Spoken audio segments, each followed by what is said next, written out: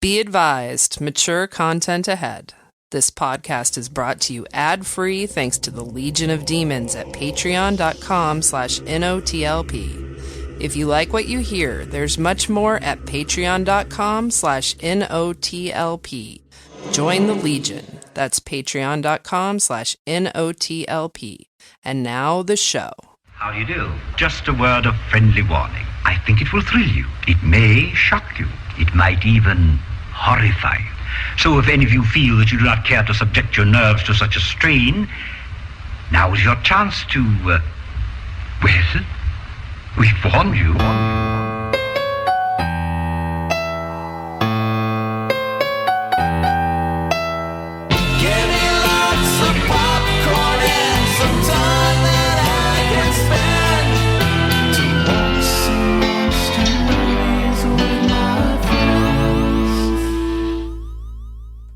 Hey, it's Halloween time. Good day. Boo. It's very scary in here right now, you know.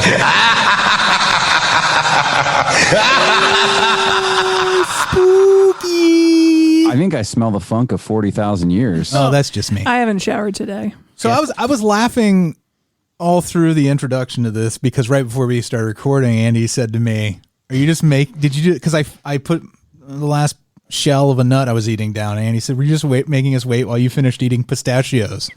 Because I was doing other things over here, but I just thought about that, and I was just laughing to myself. He's deflecting because that's like a no, huge... I don't mind. I was just I don't care if you eat pistachios. I just want you to be upfront about it. You just hate lies. Mm-hmm. Yeah. Mm-hmm. He doesn't mind having his time wasted, but do not lie about it. Just tell him the truth. So this is Halloween, TV Halloween specials. We started doing this years and years ago, every October, and we have so much fun. I think it kind of makes me feel like a kid again watching these. Mm-hmm. But we're it's the a nice usual break crew. Too. Yeah. It's a nice break from movies, you know. Yeah. Definitely. But the usual crew is here. I'm Freddy. There's Amy. What up? Kelly's here. Howdy do. And Andy. And later in the show, he can't stop screaming because it's so scary. So scary. Today. Oh. Andy's going to review Trick for Straight-to-Video Russian Roulette, and then all of us will discuss the Paul Lynde Halloween special, The Office Halloween, and Superstore Sal's Dead. Some of us will discuss the Paul Lynde special, and some of us will listen to some of us discuss the Paul Lynde special. Maybe we'll start with that then and go out strong on the other stuff. But yes, these were the specials that Amy and Andy selected. So I'll ask Andy first. Andy, why the Paul Lynde Halloween special? Oh, I feel like Miss North Carolina from Team USA. Such as the Iraq. No, I just every year I try to do the 31 days of Halloween, and last year was the first time I ever completed it. And last year, one of my choices was the Paul Lynde Halloween special, and I was like, "What?" And that's why I picked it, because I was like, "What?"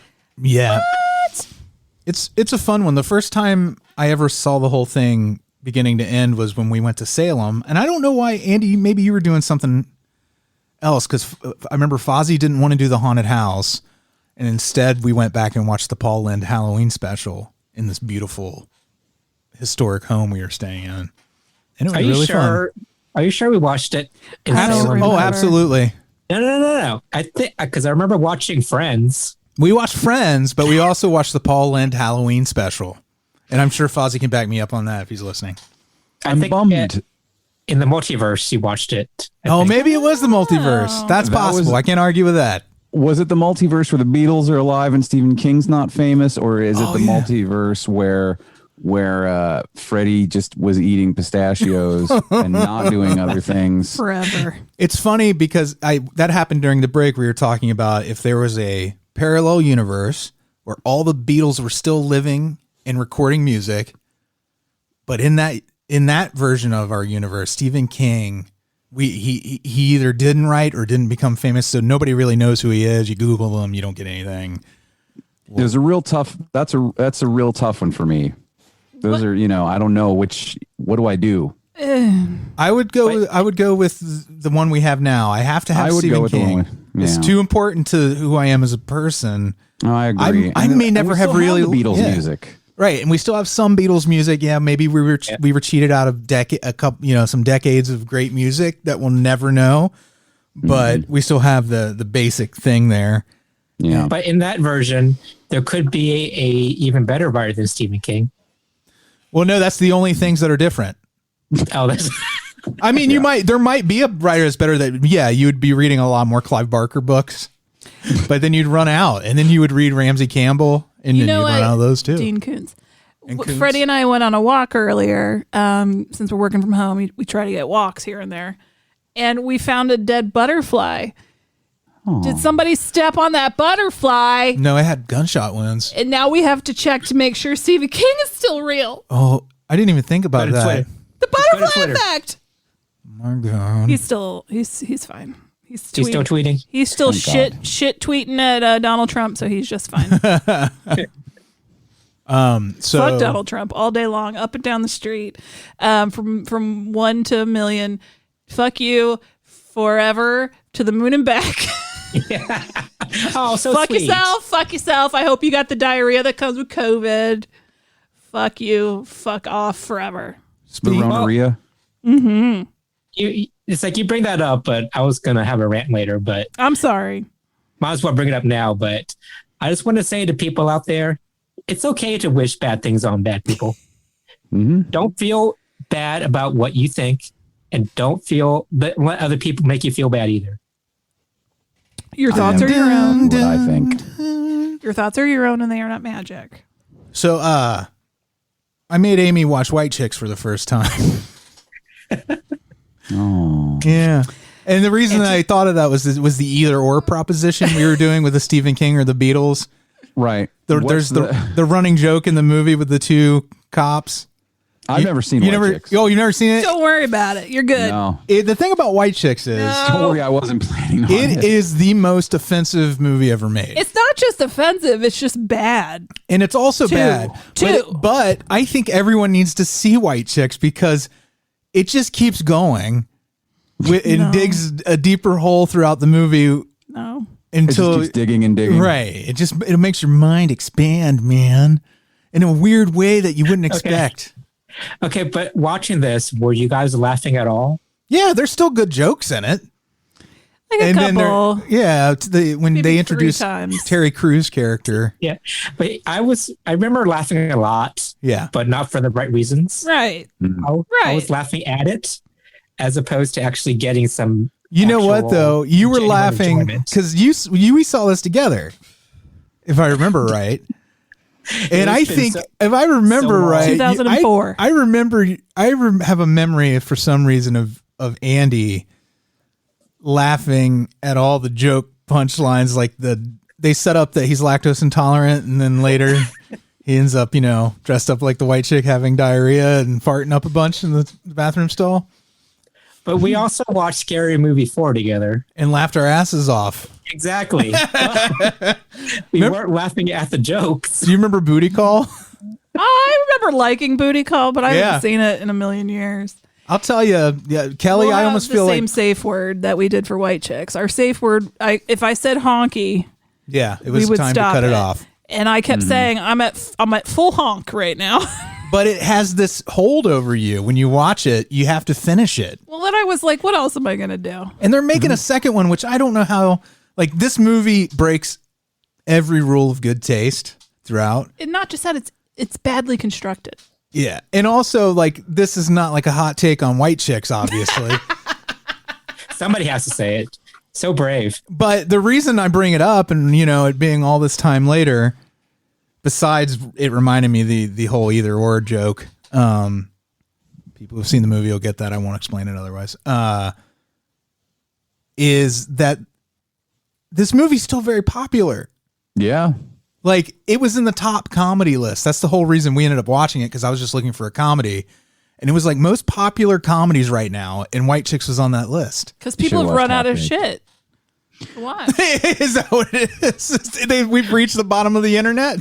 This pandemic has changed everything. I will say the makeup is terrifying. It's so awful. It looks to me like they've actually cut people's faces off, a la like a Leatherface or a Hannibal Lecter, and then put them over their faces. Yeah, but in it like tighter. Like they did a better job. Like the two murderers in White Chicks. Yeah, if I were going by just what it looks like to me, the two murderers did a much better job sewing together their dead skin masks. Yeah. See, Kelley, I like this version a lot better. I do too. If it was a horror movie, it would have been a lot better. I told Amy, I said, we're counting this as our horror movie for the day for 31 days of Halloween. Yeah, but we're not doing that. Not really. So, I'm kind of trying. So bad. So, Amy, is your life better or worse after seeing White Chicks? I have to pick one. It's an either or. Did you get some perspective, though? I'll go with better, only because Busy Phillips in your life is never bad. And also Jennifer Carpenter is really good. Jennifer Carpenter. It has a lot of horror people that have been at Horror Hound Weekend. Jennifer Carpenter, Lachlan. Yeah, Lachlan Monroe. So that's cool, and I like Terry Crews, except he's kind of said some weird stuff on Twitter, but I'm not black, so I can't judge the things he said. Well, he says some weirder stuff in this movie. But I like him on Brooklyn Nine-Nine. Mm-hmm. And now I can be part of that conversation. I don't have to bash it without I haven't seen it. You know what I'm saying? You get me? So Kelley's the only one that hasn't seen it yet. Yes, and I hope you stay that way. You added yet. I almost feel like I'm real curious. Just let him live his life. I would love at some future. I don't want to do an episode about it because I think that get super high and then watch it. Yeah, Kelley, just get up into the stratosphere, and then I'll tell you what. If I watch all the other movies, all of them, all the absolutely probably watch and all the TV shows and read all the books. Yeah, White Chicks novelization included. Once I get to the end of all media. So I was talking to my mom the other day, and she's like, I'm out of stuff to watch. I just finished this series. And she's like, I need something else to watch. And I'm like, well, Freddy and I just watched White Chicks. And she's like, I've seen that. It wasn't good. And I'm like, why did you see that? Good. Why did you watch it? I don't think she could explain Amy, that. this was on the top comedy list. It's a classic according to half of the people in this country. I think the apparently. Wayans brothers, the whole goddamn Wayans clan, they're great. Like, I love you guys. But this was just bad. It was a misstep, like A Haunted House. I couldn't finish that. Remember, Andy and I tried to watch that. I think. What about Head Detective? Wait, that was just a sketch. That's a sketch. But isn't there a movie of that as well? That's Little Man. You're thinking of Little Man, which I've never seen. I've never seen Little Man. I get that and Detective Baby Legs from Rick and Morty, and then that, and I get them all like conflated. And then that baby CEO that Beck Bennett plays on Saturday Night Live. There's a whole subgenre of babies as adult professions. Boss Baby. Don't forget Boss Baby. Boss Baby. But Freddy, it sounds like you and I have watched a lot of the Wayans family movies together. Yeah, well, I think you and I were the big Wayans fans in our group of friends. The biggest. Which is that what bonds us? The Wayans family. The Wayans family. That's the only thing that holds you together. If the Wayans family didn't exist, we wouldn't be friends, right? Oh yeah. What if there's a parallel universe where Lisa Left Eye Lopez didn't die, but the Wayans brothers opened a pizzeria instead of getting an entertainment? I would eat that pizza. And we never met. And then we never would have met. Mm-hmm. They do. What if you meet at their pizzeria though? What if that's what happened? No, we would meet at the TLC concert. That's right. That wasn't going to happen otherwise. You'd both be chasing waterfalls. Mm-hmm. Think about it. Just again, I want to underline this point. I celebrate the Wayanses. Go forth and do. You look like you're having a great ass time. Isn't the plural of Wayanses just Wayans? Wayans is his own. Freddy? Don't you think? Freddy. It's a little bit too ironic. Freddy. But we ended up watching Airplane, so I feel like we did some good. Airplane holds up 100%. Still hilarious. When was the last time you saw Airplane? Me? Yeah, you and Andy. A million years ago. What? Probably last month. I watch it pretty frequently, actually. And then Kelley, it's been a long time for me. Yeah. Well, Kelley, you said you're not really into those. It's like, not my favorite movies. Kind of thing. I know that everyone in the world can't believe. My children can't believe it. No one can believe that I'm not super into Airplane. It's fantastic. I'm not saying it doesn't. He doesn't like Journey or the Eagles, that's so true. Like we can't figure him out. It does. I'm not saying it's a movie that I hate or don't like. It's just not ever my go-to. I get it. It is funny. Do you like Top Secret? I don't remember Top Secret well enough. He likes Top Secret. I do remember liking Top Secret as a kid, and I like the Naked Gun movies. Yeah. So I Heroin, Frank. I feel like it depends on the movie itself. You know what I mean? I think it depends on the gags in the movie. Yeah. It's okay. You're perfect just the way you are, Kelley. Thanks. I would love to watch you watch Airplane. Just stare at you. Yeah. Like you're looking straight ahead at the screen and I'm staring into the side of your head the whole time. Well, what's funny is I've actually got an OnlyFans now where you can do that. $12 a month. You can watch me watch movies. The kids are calling it Airplane exclamation pointing. Hey, Kelley, do we get to pick the movie you watch, or is it up to you? It's just Airplane. Well, the more you pay, right? It depends on your membership tier. Yeah. Okay. But yeah, for the high for $20 a month, you show hole. You show hole? Is that what you said? Yeah. I don't. Not on this OnlyFans. That's a different one that I also have. But this one, I just watch movies just like this. That's O-Ring fans. Are we eventually going to have to change our Patreon over to an OnlyFans? Speaking of Patreon, patreon.com/NOTLP. We just put out Origins episode 113, where we talked about Stephen King-y stuff, the Dead Zone, Gerald's Game, Colorado Kid, and we had a review of Brutal Massacre for Straight-to-Video Russian Roulette, which was a really fun comedy in the vein of like this is Spinal Tap, but with horror movie people that we knew from Horror Hound. Yeah. So that's out there. I'm hoping Night of the Comic will return too.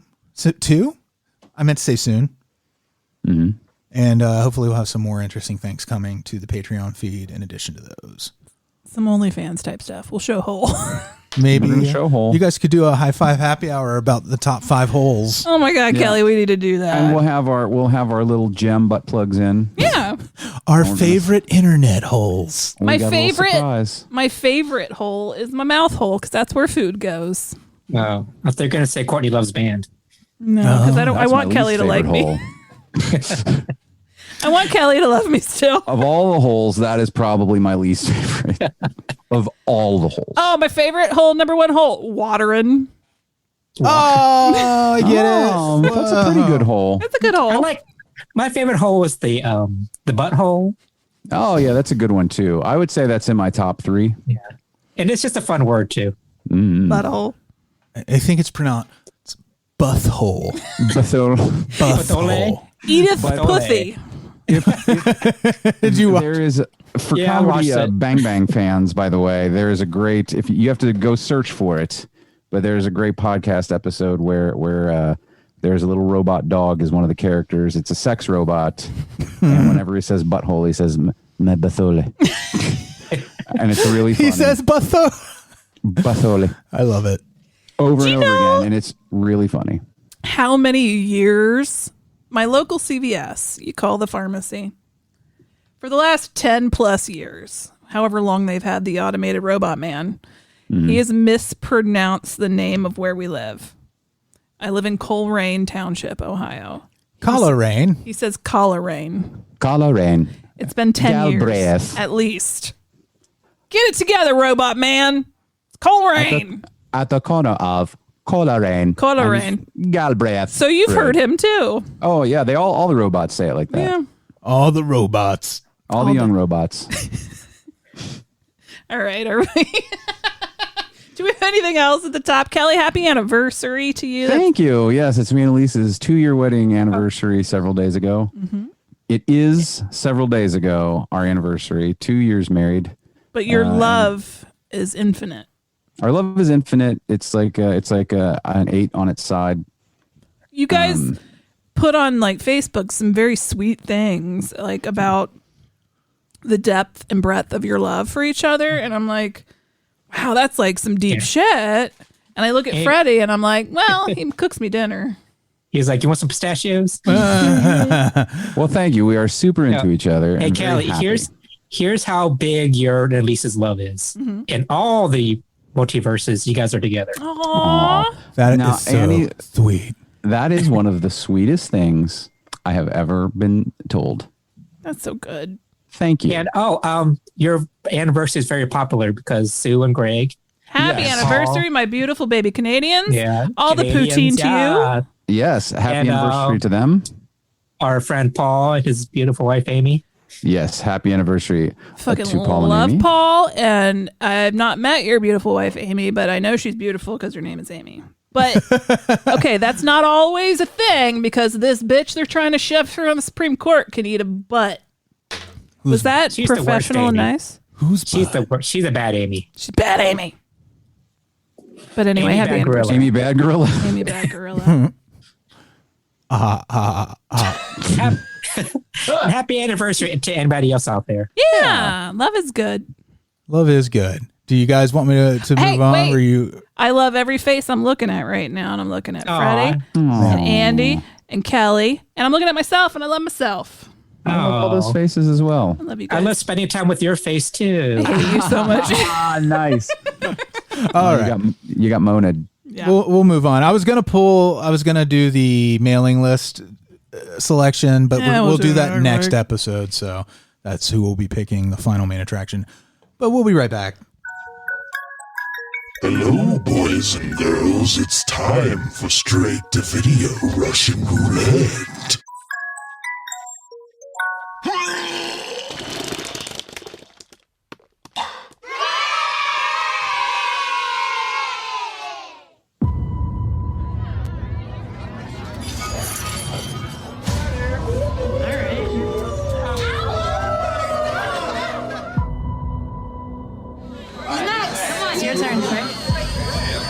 People want a monster that they can fear.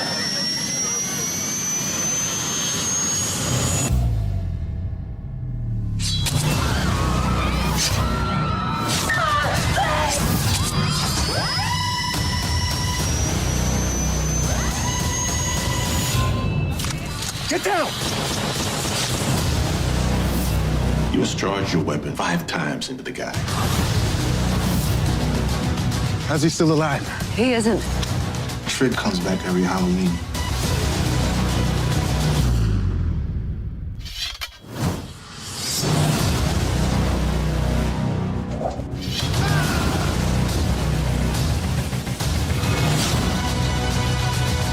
I've never been a believer. But this is pure evil.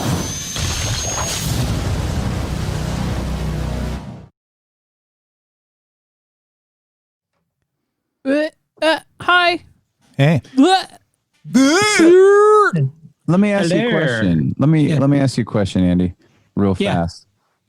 Do they oversell how legendary this new Halloween slasher character? Like, do you feel like the character from Trick is going to become the next? Yeah, I didn't.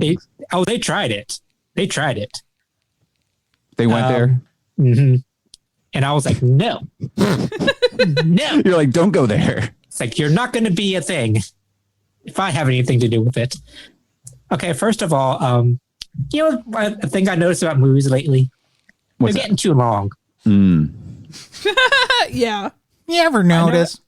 I know that's just me getting old, but a lot of the movies I've seen lately, it feels like they're like 10, 15 minutes too long. Mm-hmm. People need editors.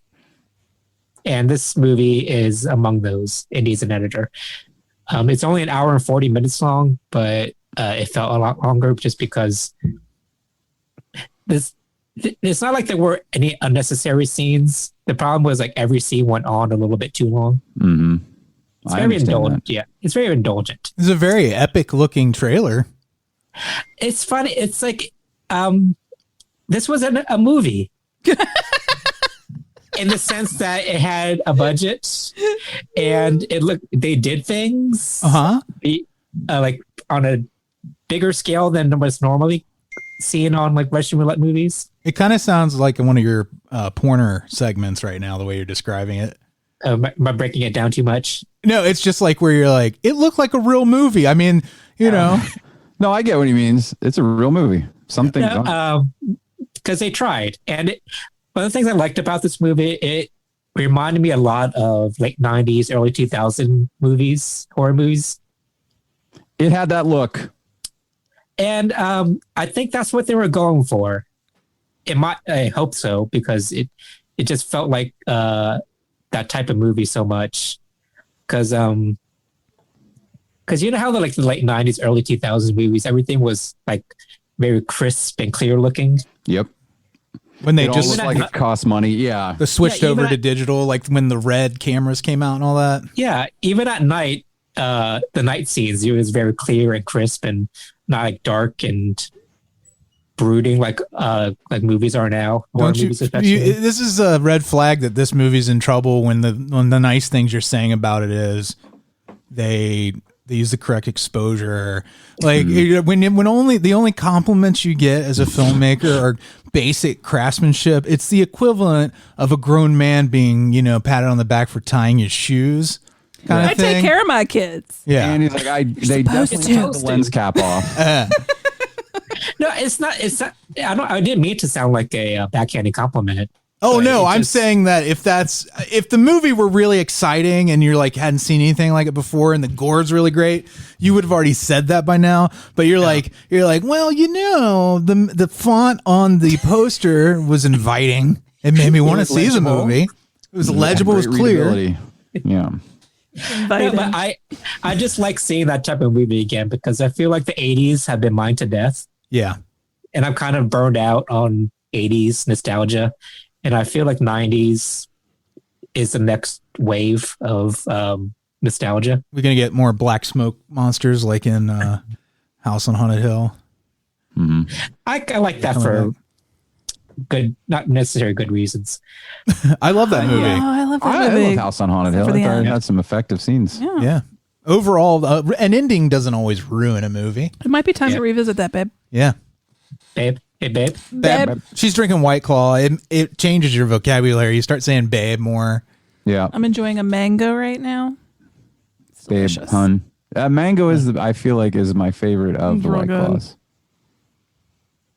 Oh, and also like this movie reminded me of the 90s just because it had 90s people in it. Like Jamie Kennedy. Mm-hmm. He's a 90s person. Yeah. And Omar Epps. Omar Epps. I was going to ask if I thought I saw him in the trailer. The Taco Bell Chihuahua. It has the Bush's Baked Beans dog in it. That was more That's recent. timeless. Yeah. Bonkers Gum grandmother's in it. That's the dog 80s. from the Old Navy commercials. Magic. Oh yeah, magic. So far, they're all dogs. It has Pat Sajak in there from when he had his nighttime talk show, though. Oh, It's a very specific kind of. And then Chevy Chase is there, and Paul Abdul. Mm-hmm. She straddled the line between 80s and 90s, though. In a Kurt Cobain lookalike. So And some pogs. So what do we got here? A sack full of Beanie Babies. Okay, it's movie's called Trick. I ain't in it treating every trick that I'm meeting. Yeah. And Central Perk t-shirts. And it starts off with a college Halloween party. They play Spin the Bottle. And one of the guys, the killer there, his name is Trick, short for Patrick. Oh. And he spins the knife, right? And they play with the knife instead of a bottle. Oh. But you're still supposed to kiss the person. Because it's Halloween. But it lands on a dude. And they're like, ha, you gotta kiss the dude. And I guess this was triggering for him. So he picks up the knife and They just trigger starts Trick? Trick It was triggered. triggered. Yeah. Oh. So he he goes on a massacre and like stabs and kills like 5 to 6 people. So let me try to catch up. Because it was insinuated that he might have to kiss another man, he went on a killing spree. Very I 90s. don't know if that exactly what triggered it, but that's what led up to it. But he didn't like their chuckling at the possibility. I guess not. Yeah. I gotcha. Yeah. I mean, how embarrassing. Mm-hmm. I mean, gross. I mean, am I right? Yeah. Who would even fathom that? Not me. I would never kiss a boy. Gross. Yeah, I'm saved. So he gets taken down and arrested and everything, but he goes on like a Michael Myers escape spree. Not a spree. For a minute, it only happened once. So a minute, I thought you said Knuckle Myers. Another Knuckle Myers escape spree. And we say Knuckle Myers, my brain's like, Knuckle Myers, they make bread, right? Yeah. It's a bread company. And then I realized you said Michael Myers. And now it makes a whole lot more sense. Shush, Freddy. I might have said Knuckle Myers. You didn't. It sounded like you said you Knuckle 100% Myers. did not. Okay. But I think they were trying to make him out to be like this Michael Myers character because he's very hard to take down. Yeah. He gets shot a bunch of times and he falls out a window and he crawls away and they can't find him. To be fair, it's hard to keep down Knuckle Myers bread too. It doesn't sound appetizing. It does. It sounds like the Knuckles family and the Myers family got together to start a bakery because they had the two best bakeries in town. It just sounds dry. I don't know why. It does sound dry. I agree. When I thought of it, I thought of seeded, like those big loaves of multigrain that have all the seeds in them. Yeah. It actually kind of makes me think of a funeral home. Knuckle Myers, yes. Well, we have. My favorite is Need Hard Young. Need Hard Young. That's one of our locals. It's real. Yeah. I'd rather be buried. I'd rather have my funeral at the Knuckle Myers funeral home. Well, you always get they always have like bread out for They should. And they put out that Knuckles game with Sonic the Hedgehog for the kids. Mm-hmm. I would rather a nice Knuckles is bread. the mascot. They have Knuckles on their side. The little speedy fox. Welcome to Knuckles Meyer Funeral Home. Sega! Has the Sega logo at the bottom. Yep. They've diversified. These Japanese companies are in everything. Nintendo used to make playing cards. They've captured a market. Yep. That was untapped. Oh. It'll be a very technology advanced funeral. Mm-hmm. Yes. Like singing coffins and stuff like that. It's like E3, but but with a dead body always there. So I'm sorry, Andy. It's a Michael Myers escape spree. It's not bread. Yeah. So Trick, he escapes, and every year since he escaped on Halloween, he goes on another killing spree and kills like 5-6 people at a party. Do these guys have like a reminder that goes off on their phone? Yep. Or something? Like, I feel like I would have to do that. Otherwise, I'd be like, oh my God, I was supposed to be on my killing spree 3 days ago. And your legend's just fucked from there on out. Yeah. And you're so rushed and it's not as well planned out as you wanted it to be. It's like when Horror Hound sneaks up on us. Oh, yeah. Yeah. Oh, you forget to get a hotel. I gotta get a hotel room. Yeah. Yeah. Gotta stay Not with a problem somebody. right now.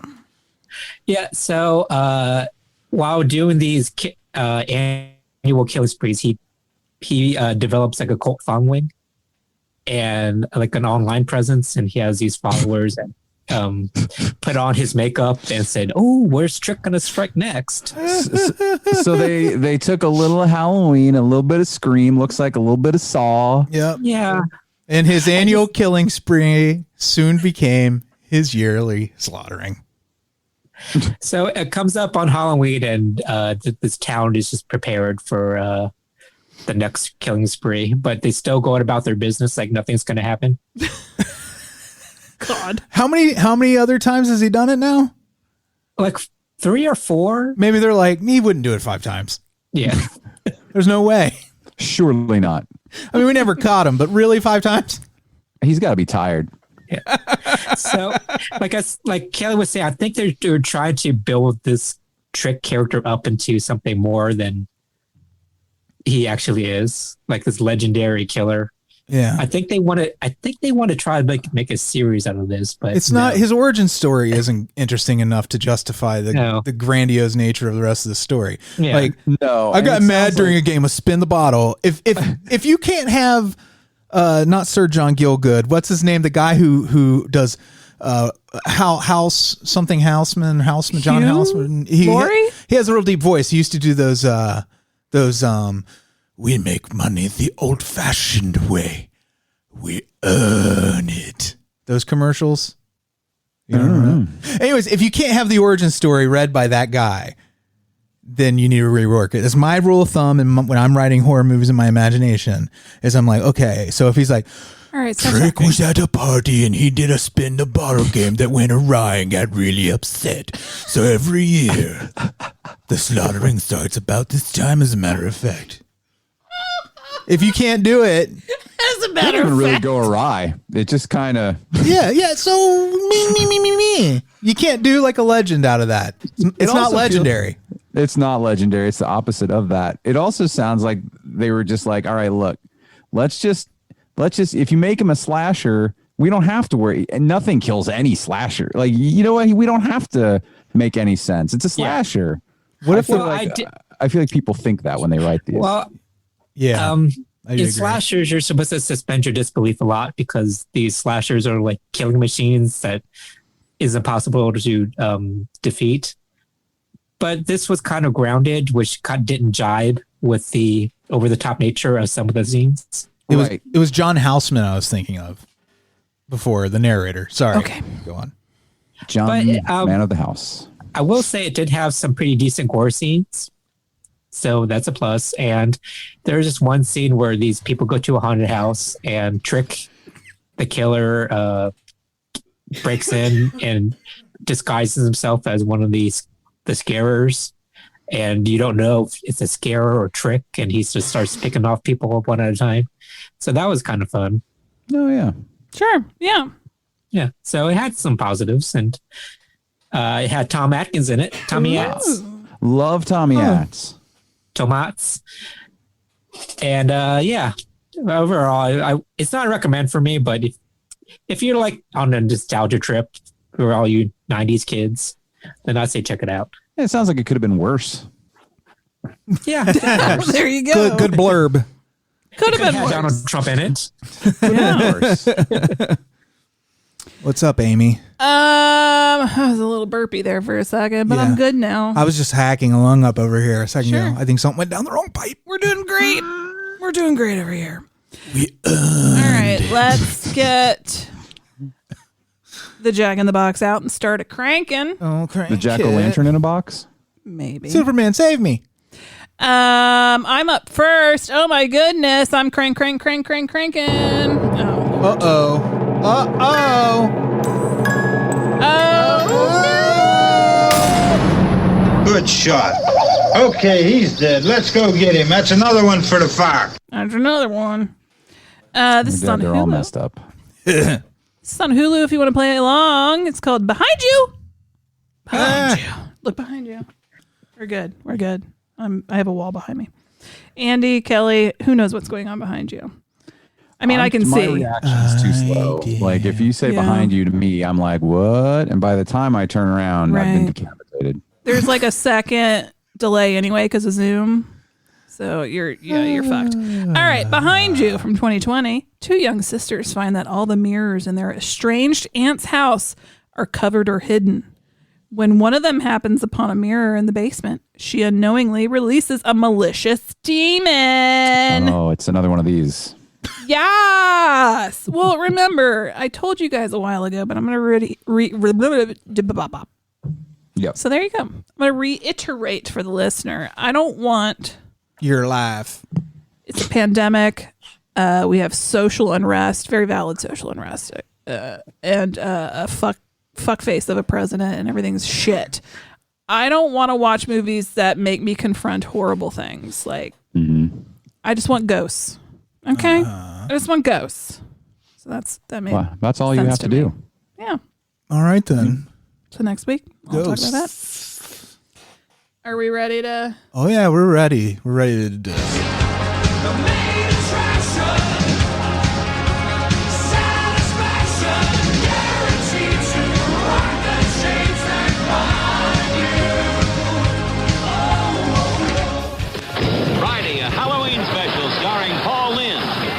cell phone. And his special guests, Tim Conway, Florence Henderson, Donnie and Marie Osmond, Pinky Tuscadero, and the Incredible Kids. All on the Paul Lynde Halloween special. Friday on ABC. This one is pretty much a party all the time. I'm real bummed that I misunderstood and didn't watch this because I love Paul Lynde. I love things like this. I was very excited to watch it, and the promo makes me wish even harder. So hard. Yeah, I think I know we're of an age that we grew up with TV specials like this, and I kind of wish that they were still doing these because they were just so of its time and so odd at the same time. No, I agree, but I think they've tried a few times to sort of revive this idea, and they don't quite get it anymore. It is very much of its time. Agreed. Yeah. But did you guys ever watch like Circus of the Stars or Battle of the Network Stars? Fuck yes, Circus of the Stars. Yeah, I love that. I don't remember watching those, but I'm sure I did. Oh yes, I like the variety special. Stars. Didn't like Maya Rudolph and Martin Short try to do that recently? That's what I mean. They've tried, I feel like, a few times to kind of revive those sorts of things. I think I'm sorry. Go ahead. I think it's just harder to do because back then there was like 3 networks, and all the network stars kind of work together on things. But now that everything's just so spread out that there's too many stars. Yeah, that's the problem. That's definitely part of it. But I also think part of it is our stars back then. You got to see them out of their element on these specials. Right. Now you get that on Twitter and Instagram. So like there's nobody cares anymore. Dancing with the Stars is the closest thing. I think too, when they do those like game night type things where they get a bunch of celebrities together, you know what I mean? I think that's like an attempt to sort of recapture this a little bit too. But the thing about Circus with the Stars, they do friggin' trapeze acts and stuff. Well, you've got Dancing with the Stars. And then didn't they do that like diving show? Diving with the Stars. Something like that. And then they had Playing horseshoes with the stars. The one that had Louis Anderson. Cage goes in the water. Louis Anderson goes in the cage. They had an ice skating show. Yeah. I'm in the cage. All right, Freddy. Oh my God, is that a shark? I mean, we watch the Match Game and To Tell the Truth, like the current incarnations, and that's do. Christine Baskets eaten by a shark. Paul Lynde. Yep, I love this special. It's friggin' chaos. The best thing is that he meets the 2 witches. The actress who played the Wicked Witch of the West plays his housekeeper, but she's also a witch. And her sister, what's her sister's name? Boogie Boo? Boogie Boo? I think it might be. Bootsy Bee? It was something like that. I'll check.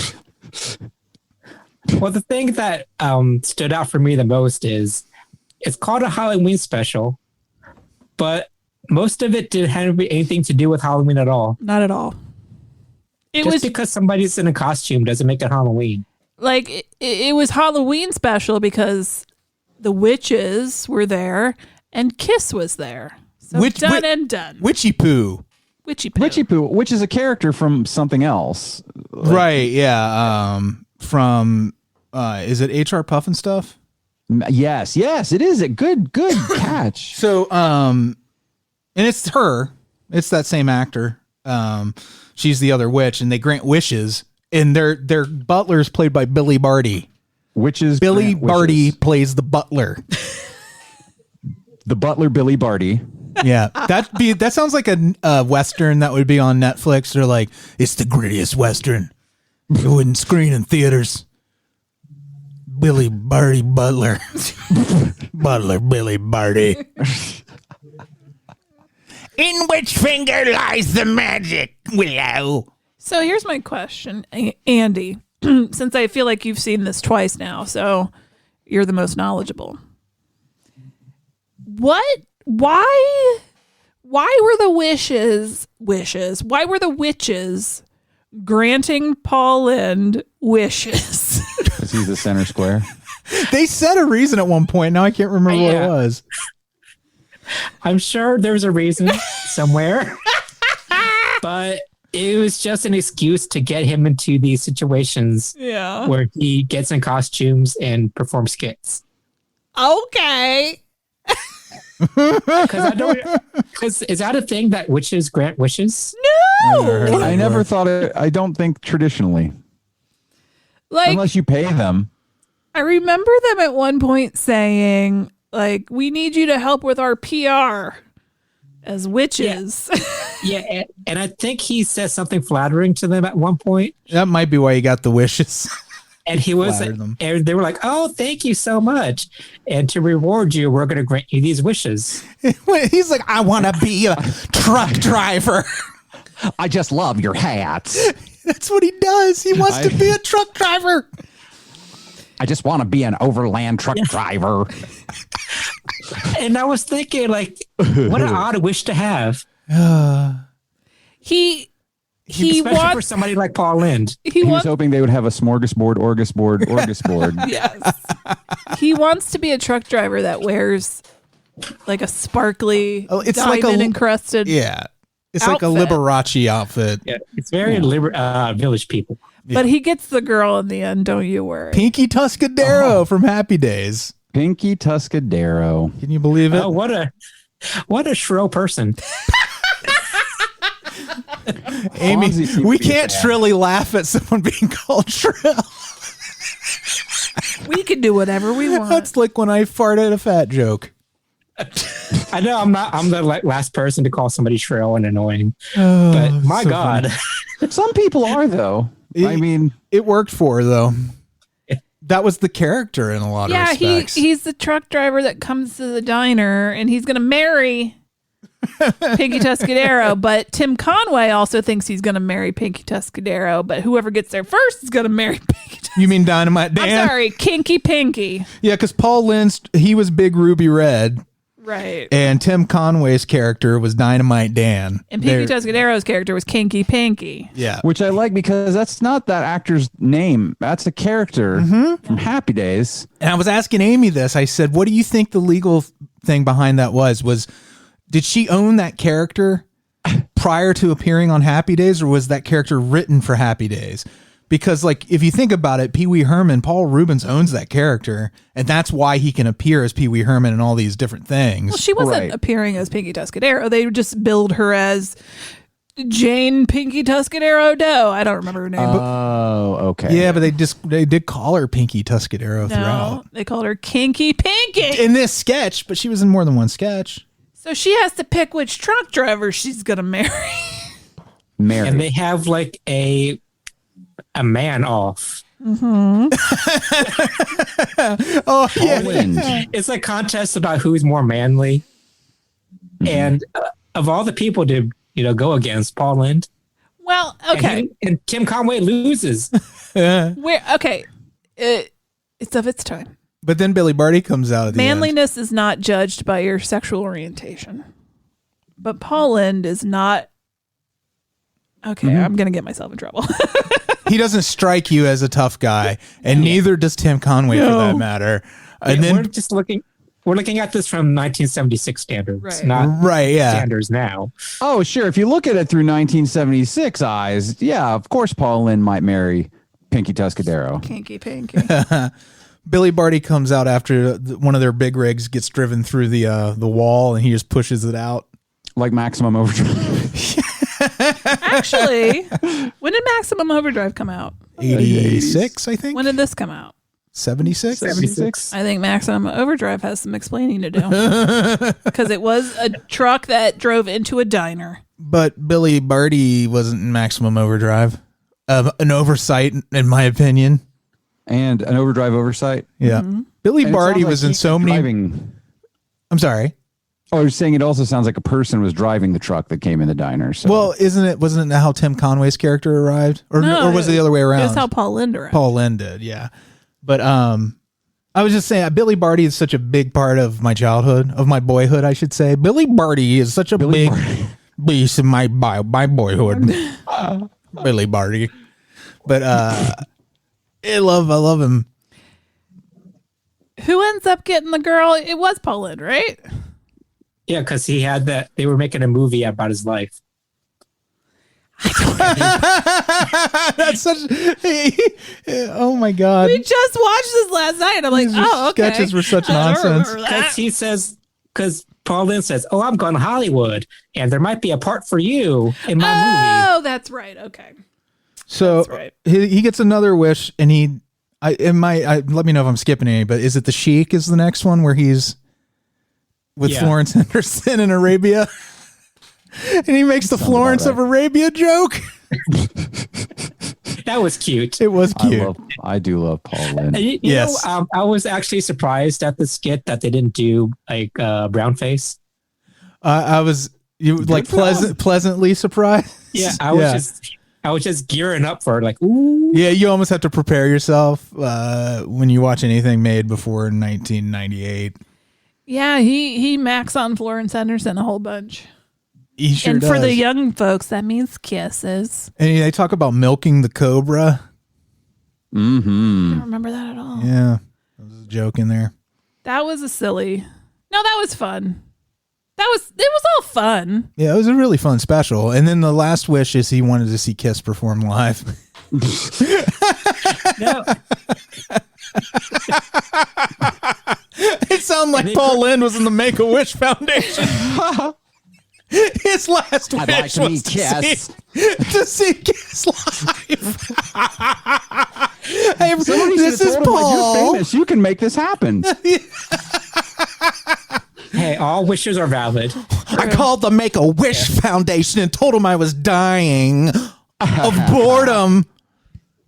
All right, now you're shouting into the microphone, honey. Hey, this is Paul. Paul is dying Andy, of boredom. Is that right? Was that his last wish? Yeah, but then he asked the witches what they wish for. Yeah. Oh, yeah. And they want to go to a disco. Yeah. And then Florence Henderson comes out. So the Hollywood discotheque. Yeah. And she sings when she shouldn't. No, it was not great, but good for her. Oh, yeah, she sings way better than I do. Did we blow past Betty White showing up? Mm-hmm. Yeah, because she shows up in the beginning part of it as the other witch sister. Witch sister? Oh. She was the third witch sister, but she's barely in it, and they just make a joke about her being a jerk. Yeah. And then that's all you see of Betty White. Now, so Kiss does 2? Yeah, 3. 3. Because don't they do Detroit Rock City first? Then they do Beth, which was great because it's only the one dude on the piano and singing, but full makeup like outfit. Yeah. But then near the end of the song, the camera pans back and it reveals the rest of Kiss all fully made up and outfitted, just kind of standing around him. And then when he's done, they pat him on the back. Yeah, they rub his back. Well, because he's sad because he screwed up his marriage. It was just really weird in the soft focus. Beth, what can I do? The boys are patting my back real hard tonight. What were you saying? Oh, I said it's like when they were on the Muppet Show. Sure. Basically. They And then they did I don't know the third song. What did they end it with? I can't remember now. I want to say Tonight I'm Gonna Rock You, but that's Spinal Tap. It was another Kiss song, everybody. Yeah. And it just culminates in a big group dance number where they sing like Disco Baby. Yeah. Disco Baby. And I kept saying to Andy, like, oh, that'll be in my head forever. Can't remember any of it now. Push it in, push it out, push it in, push it out, disco dancing. But it was something like that. But it was Disco Baby. And Billy Barty was dancing on a table when it was adorable. Yep. Are we allowed to say that? Yeah. That a dead man's adorable? Anything anybody does, if it's cute, it's cute. Mm-hmm. But is it only cute because he's small? No. That's what I'm saying. Is it? It's cute because his name is Billy Barty. Mm-hmm. Everything he did was cute because his name is Billy Barty. Hey, everybody. It's Billy Barty's birthday party. Birthday party? He's the birthday boy at the birthday party. Did you make a Billy Birdie go booby booty ba ba boo boo? Yep. So, yeah. Yogi Bear meet Billy Birdie. A lot of disco, a lot of kiss. A lot of Kisco. A lot of Crisco. Crisco. Pinky Tuscadero. Pinky Tusca Crisco. It's totally worth your time. It's like 51 minutes. It's on Amazon Prime. Yeah. If you like camp and, gay shit, then I recommend watching this movie. I mean, Y'all like gay shit. It's special. Yes. Because it was special. It was. Disco baby. It looks great. Oh, Kelley, you really have to watch it, though. I probably will. Okay, I want to. You should. Thank you, Andy, for giving this to me, this present. Oh, you're welcome. All right. So what are we doing next? Office or Superstore? We're going to do The Office next, sir. Which, Get it together, Freddy. I had a little clip. 3-hole punch. Okay. Greatest strength. Okay. A dog-like obedience to authority. Nice. That doesn't sound good. Okay. How about the ultimate team player? Dwight is special, but I don't believe that his talents are being used in this office. So Pam and I have put his resume on Monster.com, Google, Craigslist. We're really interested most in jobs that take Dwight out of state, preferably Alaska or India. He's a gun nut. He sticks to his guns. Well, I looked through all the budgets, and there is one department. Yes. That has 3 people. Yeah. Doing the work that could be done by 2. This is great. Oh. Yeah. Oh. So, this is the first and only Halloween episode they did, right? No, they've had. No, others. there's a few. Yeah. Oh, really? Where Pam dresses up like Charlie Chaplin when she's in New York, but no one else. And nobody else dresses up. Yeah, you're right. Which is also the one I wasn't sure if that was going to be this one where you got the dueling Jokers, Creed, Dwight, and I feel like was there one more Joker? Ah, God, I don't remember. Sorry. Anyway, so is Office season 2 the best season, or is that season 3? You think? Season 2 is, I think, my favorite. It's pretty great. Season 3 is great too. I feel like season 2 to 4 are like perfect TV, but that beyond that, I feel like the flaws of The Office were kind of amplified for me. Yeah, I mean, it gets less consistent as it goes along. I feel like the characters they become a little more over the top beyond like season 4. Well, yeah, they get a little flanderized. I will say, I've never heard that flanderized. Oh yeah, it's a thing. It's a term. It's a thing, Freddy. That's used now for this very thing, for when characters sort of just become parodies and catchphrases. But Zawo. I think they're still having kind of gone back and having like the kids go and they constantly just put it on as background noise.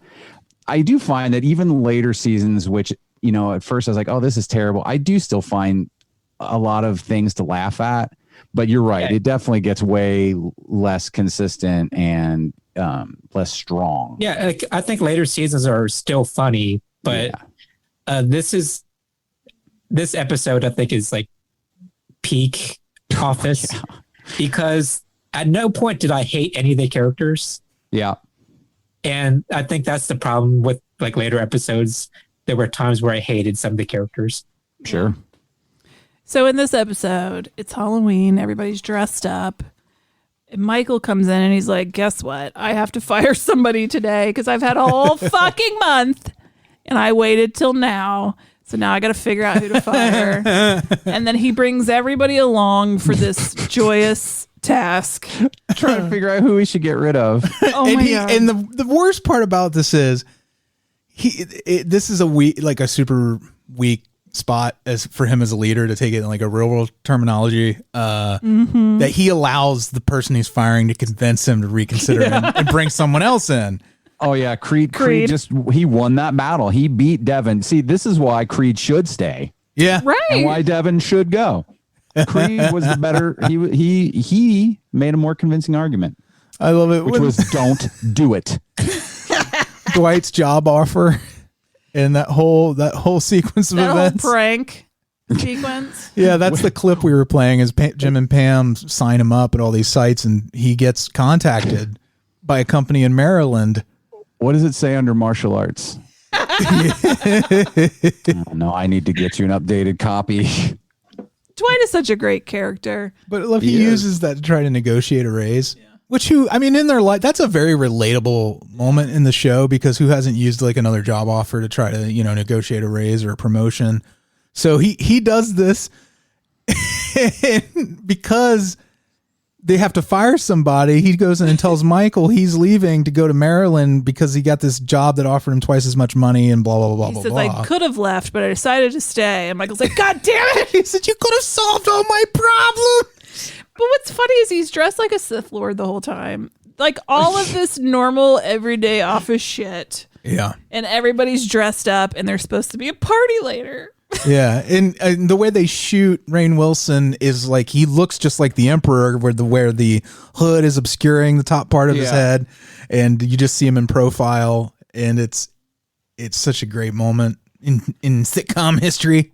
Well, yeah, especially when he pulls when he pulls the cowl down. Well, my favorite part is when he's arguing with Michael Scott's other head, like he's a real person, like it was a real person. when Michael was, the way he was talking to it to begin with was tell him to stop talking. No. What is he saying? Because it's kind of like a character departure for Dwight, because he's such a grounded, like pragmatic person. Really? But then he has these fights of fancy where he is arguing with a paper mache head. Well, it's also a great moment for Michael, I feel like, because obviously he's always joking, but a lot of times he doesn't always get what he's doing. You know what I mean? But like, this was one of those places where Michael saw exactly like the way to fuck with Dwight in a very like un-Michael way. I feel like, it was just a very sharp way to fuck with somebody, which usually, especially in those early seasons, he's not super sharp. I think one of my favorite parts of this is when Pam, like he calls Pam into his office, Michael does, and he's got the head on his shoulder, and, she comes in and ignores the head. And it's just like, what do you need? And he's like, I have to fire somebody today and I don't know what to do. And like, she kind of through the conversation realizes she needs to kiss his ass. So she's like, oh, paper mache. Like all of a sudden, paper mache. And yeah, that's great. I love that. Giggling. It's so awesome. Yeah. And like, well, she knows how to play him. Yeah. Yeah.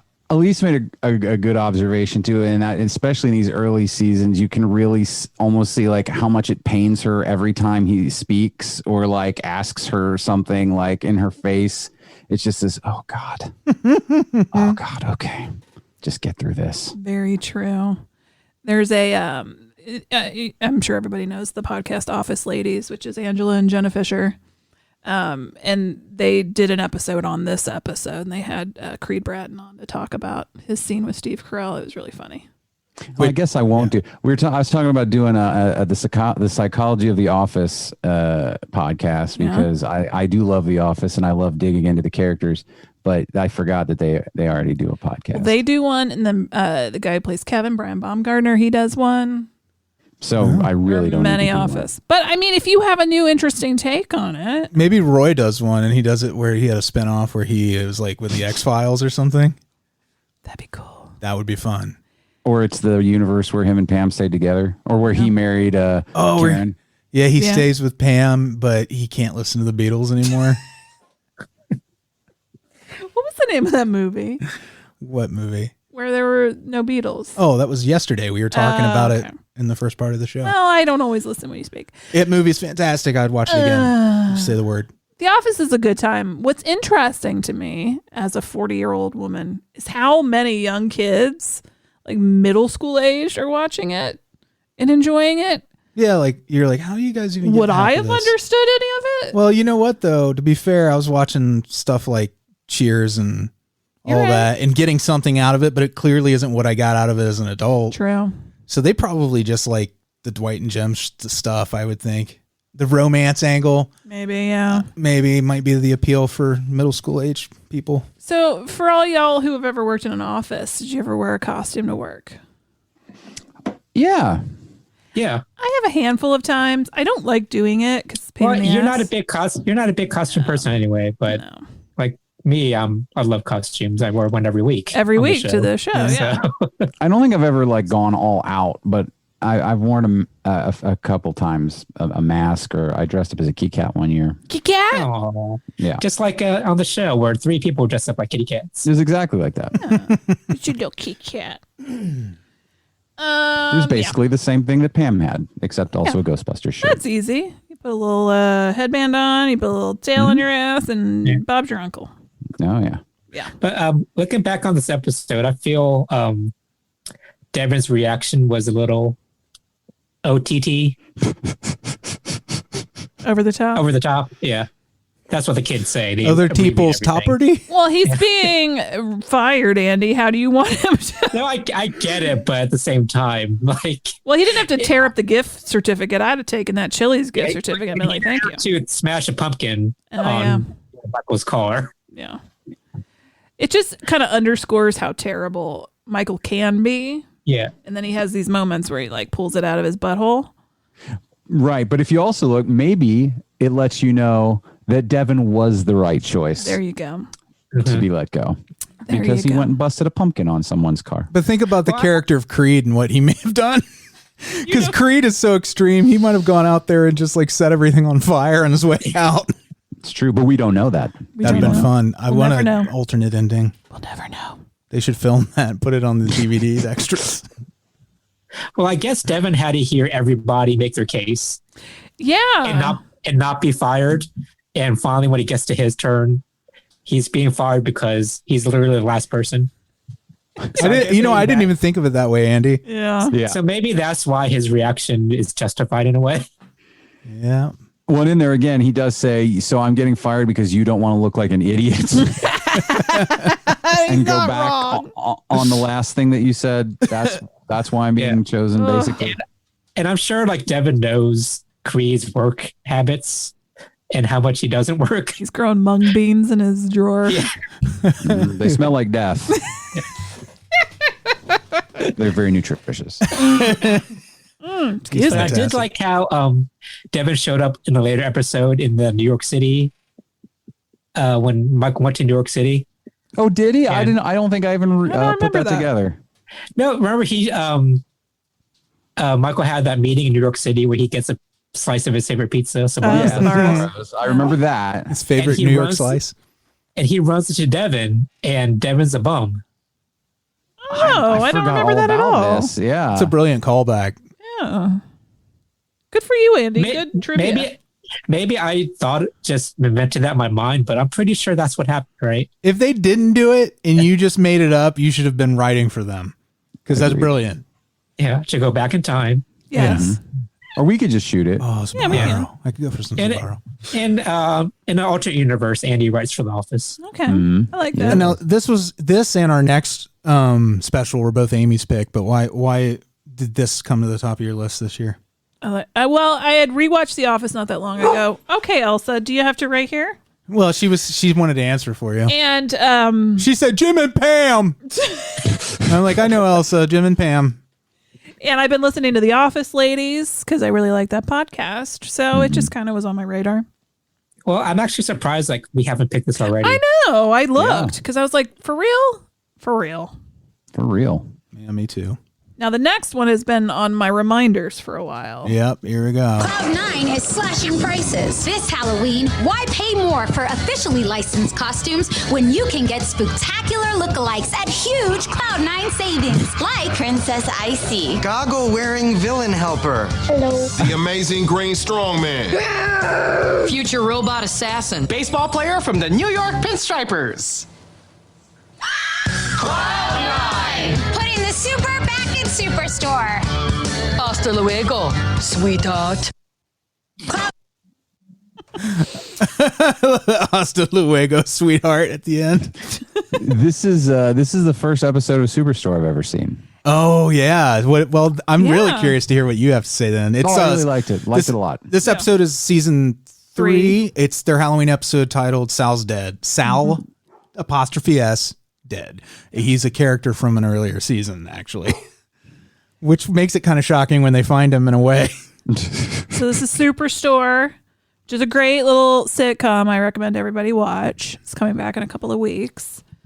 And this episode is just like season 3, and it fucking destroyed me laughing. It's one of the all-time great sitcom episodes. It's really funny. Yeah. It's there's a lot of jokes in it, but I feel like each one hit. Yeah. Oh yeah.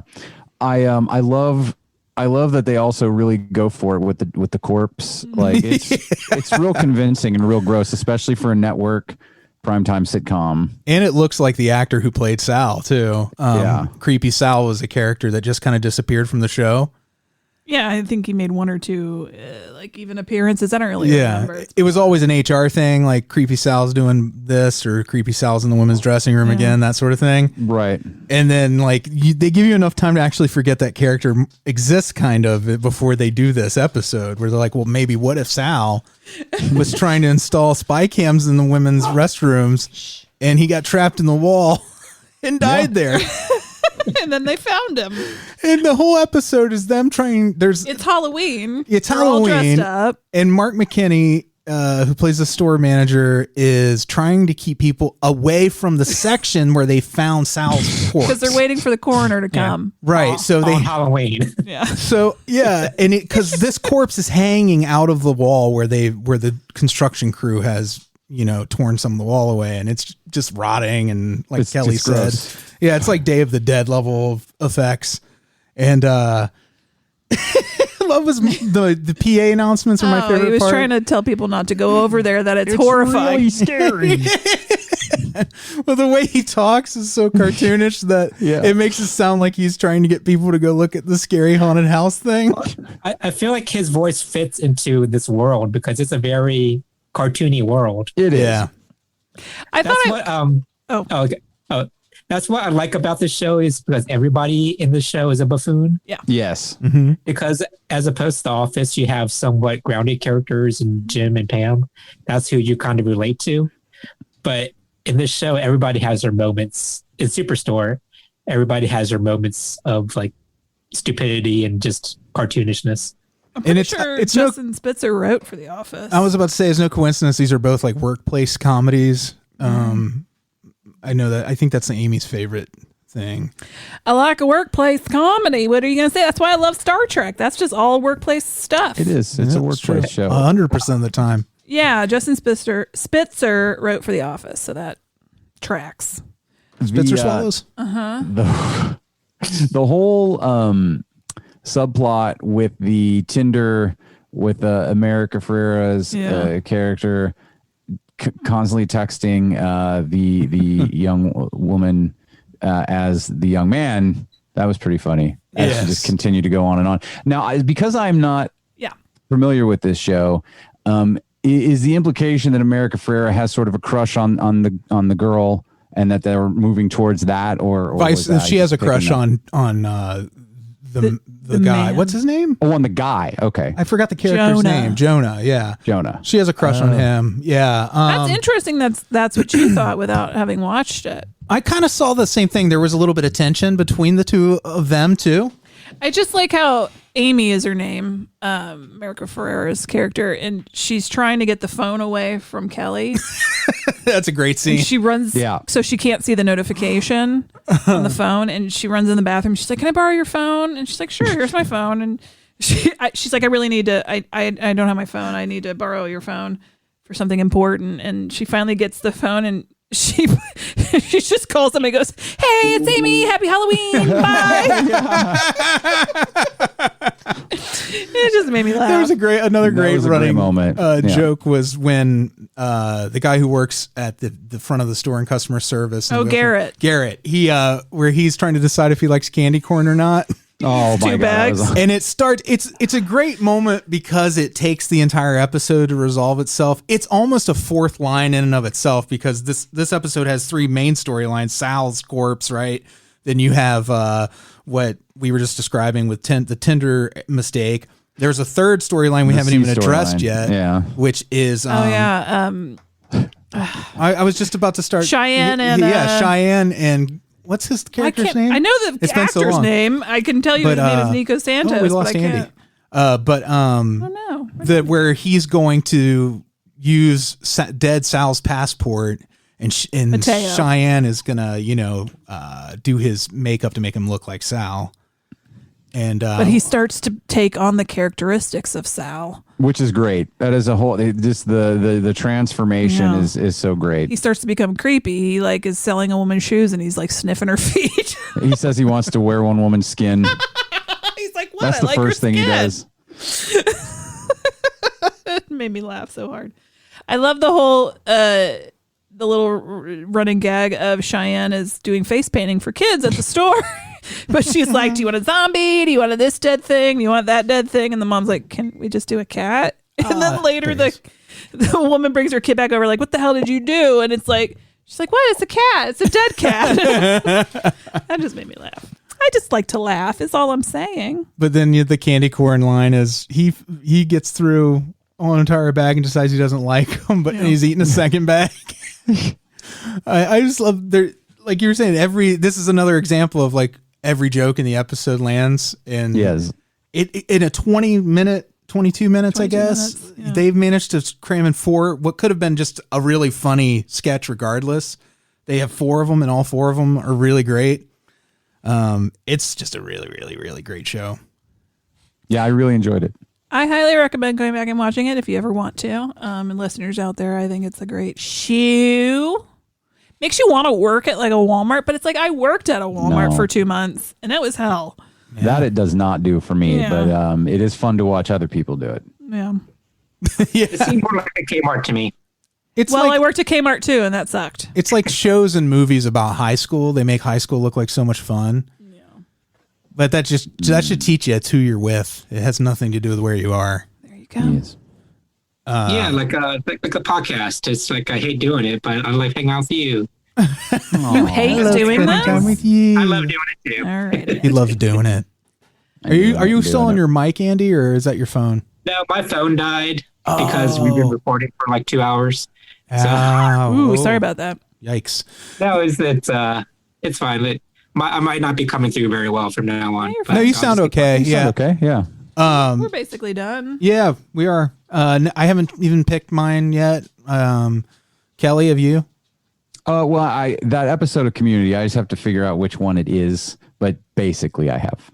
All right. I've chosen one. I get one, right? We're going to talk about 2 hours worth of stuff. No, you can get 2 30-minute episodes or something.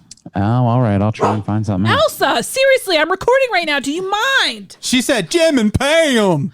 All right. It's the end of the show. What do we do at the end of the show? Well, I don't know. What do we do at the end of the show? We say hi to our Beelzebubs. Well, you got to let me get them up first. Get them up. I got to get them up. Get all of us up. Wake up. I got to get them up. Elsa, what do you have to tell us? Is Timmy in the well again? Wake up. Is he in the well? Have that well over yet? I keep How many meaning kids to. have to fall down that goddamn thing? So many. Before you fucking take responsibility. So many kids. Come here, baby girl. Did you guys hear me sneeze just then? No, I thought you were doing a voice. A sneezy voice? Oh, we lost Andy. Why didn't know? Oh, no. It's okay. All right. So these are our top level patrons. They really butter our bread. Ernie Perez. Hi. Alise Kombrinck. Hey, girl. Oh, Amanda. Oh, yeah. Oh, yeah. Amanda Geletko. Congratulations. Happy Halloween. Cassie and Jeremy Burmeister. What's up, bitches? Mark Watts. What's up? Blake Heath. Balake. Bill Farner. Bill. Tree and Alex McNulty. Hi, babies. Iona Goodwin. Iona, great one. Jeff L. Jeff L. Branan and Emily. Congratulations on your new place. Yeah. Adam Ingram. Bill Chandler. I want to whisper too. I want to whisper at Adam. Hi, Bill. Bill. Monica Martinson. Monica. Blayne Turner. Blayne. Kevin Korpi. Korpi. And the queen of Bolognese. Queen of Bolognese. Alyssa Boehm. Hi, Alyssa. Oh. She showed me her Bolognese. Mm-hmm. I saw it too. Yep. I like to think I'm special. You're not. I think it's me. I'm special. Mm-hmm. All right, Kelley. Since Andy has left us. Yep, we will return in 1 week's time. We'll be back next week with spooky stuff. Happy Halloween, y'all. Happy Halloween month. And thank you. Have a good night. Have a good night.